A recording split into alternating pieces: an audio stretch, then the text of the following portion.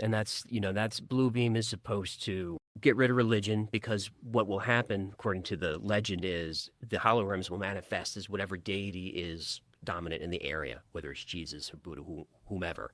And atheists will see different things. And people will just freak out.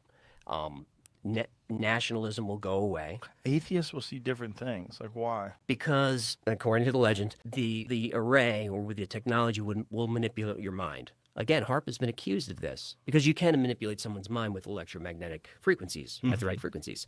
So they could just tell you to see something. So, like, that specific? That specific. Allegedly. Now, I debunk a lot of it because the story originally came from a Canadian journalist named Serge Manasse, fascinating figure. He comes out with this theory that's bonkers, and then the Canadian government takes his kids away because they're homeschooled. He gets harassed by authorities. He gets hauled off to jail for spreading disinformation, dies of a heart attack the next day.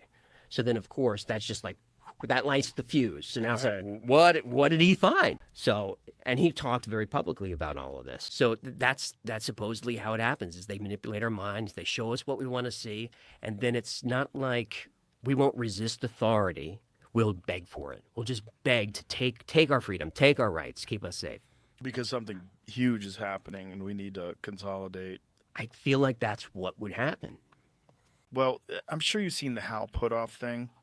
Did you see when Hal Puthoff, George Bush, during his presidency, they floated the idea of disclosure? Did you ever see this? I didn't see it, but I know Hal's work very well. So what Hal said was he and several other scientists were brought aboard, and they were given a task of writing pros and cons to disclosure. What are the things that are going to be disrupted, and what are the things that's going to benefit society, and attach a numerical value to each thing. And all the scientists at the end of the day showed that the numerical value for con was far higher. Like it was going to cause much more disruption than it would be beneficial. And so they decided not to disclose. But what they were telling Hal was this was what you were planning for was retrieved crafts not of this world and biological entities that the United States government is in possession of. Should we disclose this? Right. I think I've definitely heard that. I don't know is that connected to the Brookings report, if I'm getting that correct. Which one's that? I forget when it would even come out. Here's all the CYAs. I'm an expert on nothing. I don't know anything. I tell stories. Me too. Okay? How can you talk about Planet Serpo if you've never been? Look, I just like this. I just, all due respect. That's going to go on forever. Yeah, forever. You've never been. Never been. Yeah, so I'm not an expert on anything. So I don't know when Brookings was, but it was the same thing. It was a recommendation from the government that, look. That was in 1960. 1960. Same thing? Well, I don't know about the exact same thing, but same kind of thing. Proposed studies of the implications of peaceful space activities for human affairs, commissioned by NASA and created by the Brookings Institute.